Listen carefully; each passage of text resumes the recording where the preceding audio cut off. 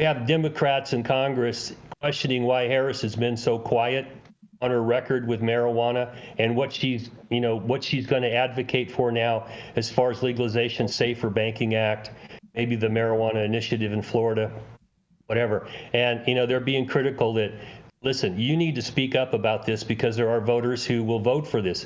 Marijuana is not the biggest issue on the ballot this year, but it's an important issue and it needs to be addressed. The other thing I saw was there was Republicans and they're criticizing Trump for flip-flopping on marijuana, and their story was, hey, why don't you stop these political ploys, and why don't you send us some Republicans who will vote for the Safer Banking Act and things like that. Okay?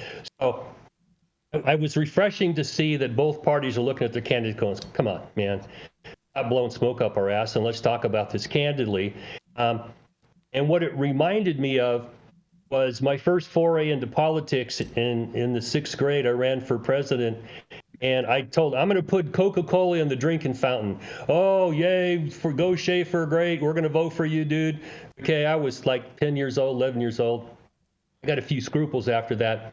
But remember, Coca-Cola in the drinking fountain. Now, this is my 14th presidential election cycle since I started voting in 1972. The last 2 months before an election, bullshit just starts to rain down. Okay? And it's never ending. And I also remember, since I got into the marijuana movement, I remember some of the candidates and some of the past promises were made. And Omar, I think you remember Terrence Hallinan. Kamala Harris succeeded Terrence Hallinan as the DA of San Francisco, and she called for some meetings with activists, and Chris Conrad talked to me about this recently. She tried to figure out what to do because Terrence was just a killer when it comes to marijuana. He goes, I don't have time for this bullshit. I got real crime to go out and prosecute. And Kamala was trying to figure it out. They were dumping a bunch of, arrests on her. She didn't know what to do with that. Well, back on the day, I used to say Terrence kept me on the road because I had my office in San Francisco and I had 0 San Francisco cases. So I was always traveling everywhere else defending cannabis. And then when Kamala became the DA, she won the race against Terrence. There's a lot more filings of cases, and a lot of those did end up getting dumped by this, insider task force that you're talking about. It was like a group of activists and political insiders, and they would all get together and decide which cases would get dismissed. And, but that was not fair to people who were not well connected with the insiders. And to be fully honest about how things worked, that's how they work all across California. It's well, Omar, I'm sure you remember. But it was actually refreshing because you had activists who were able to put in to vouch for other activists and get cases dismissed. That's how we used to do it back then, Omar. In San Mateo County, the DAs were like, "Fuck everybody," put them all in jail. Well, when I ran for DA up in El Dorado County back in 2002, the DA dismissed a lot of shit because I asked him because he wanted me to support him. Okay? That's how politics works. Okay, but I also remember Obama came to town and, oh man, I want all the medical marijuana community to vote for me. I'm gonna do all this stuff for you. And then when Richard Lee put Prop 19 on the ballot in 2010, Eric Holder wrote a threatening letter. I'm gonna prosecute all you guys if you pass this. And Kamala Harris opposed it. Okay? So I remember that. All right. And it just was not the promises we were given didn't come through. Okay. No, she was writing op-eds saying we got to protect medical marijuana while her office was actively prosecuting medical marijuana. At the same time, she's better than the alternative because she's sane and predictable. And we know there's not going to be a cannabis crackdown in a Democratic administration. In a different administration, somebody who looks up to Duterte in the Philippines doing summary executions of drug dealers and cannabis still being a Schedule I controlled substance, that to me seems like absolutely unstable. And I would not want to be living in that reality. But we're all going to find out in the next few, maybe we live in interesting times.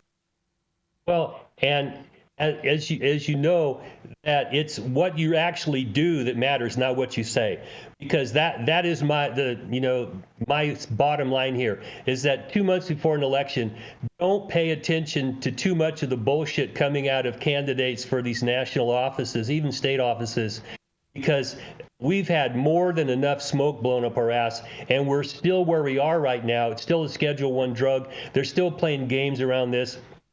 Anybody who says that, our administration changed this is lying. Jeff Sessions pulled the Cole memo. He wanted to go after everybody.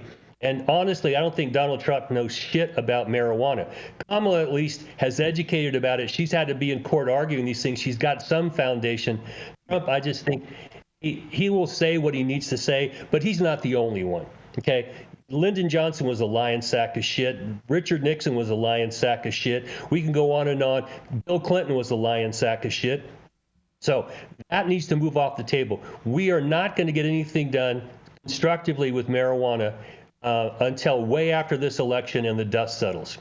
Okay? So remember, Coke in the drinking fountain. When you hear the bullshit come out of people. Yeah, if you can't get them to say they commit to doing exactly this, I'm rolling my eyes. I don't trust them. Trust nothing they say. I mean, can I have Omar in my drinking fountain? Right. Little rum in there, huh? Mm-hmm. Right. Yeah, she can keep on dodging this question to her own detriment. Like, I'd like to know what she has to say about the Safer Banking Act, about these initiatives. I mean, come on out. If you really are for this, it's not that hard to make your lips move and give us your positions on these policies. I'll say this. Trump at least. Don't touch it, Jason. Jason, don't do it, Jason. Nope, I am. Trump at least. Don't do it, Jason. He called for safe banking to get to his desk and said that he would sign it. Bullshit. Did he rally the troops and make it happen? Yeah, he did. No. He said, get it to my desk, and it passed the Senate, and then it couldn't pass the House because Paul Ryan was being an obstructionist, and then Nancy Pelosi was being an obstructionist. Oh, okay. That's the truth. Well, in the 4 years he was president, wasn't Dick got done. Okay, that's just the bottom line. A lot of shit got done. We got the Farm Bill. That legalized cannabis. Oh, no, it did. It not gonna go there. 100%. It turned the whole apple cart upside down. It's all THCA, Dale. Now, more recently, I think Kamala sponsored like this MORE Act that, would have descheduled cannabis. So at least she's on the deschedule or bust page. No, she's not. She's on the Schedule 3 page, bro. She's endorsing Schedule 3. She hasn't made any mention, any of that. That is total ridiculous. Maybe she's going to pull a Lisa Simpson, and when she becomes president, just deschedule by executive order. You can't deschedule by executive order. That's not how it works. You actually could. No, you can't. No, you can't. Omar, you and I both know you can do it, and then they got to go to court and undo it. And in the meantime, you can direct the attorney general to do it another way as well. So you do it by executive order. You do it through the AG. You can't do it. You can't do it by executive order. Tie it up in the courts. You just can't do it. It's such a politically popular move. To me, it seems like political malpractice that neither campaign has taken a strong pro-adult cannabis, regulated cannabis stance. He has. He already came out and endorsed Amendment 3 in Florida. Why? Because DeSantis was against it. Process to everyone. Yeah.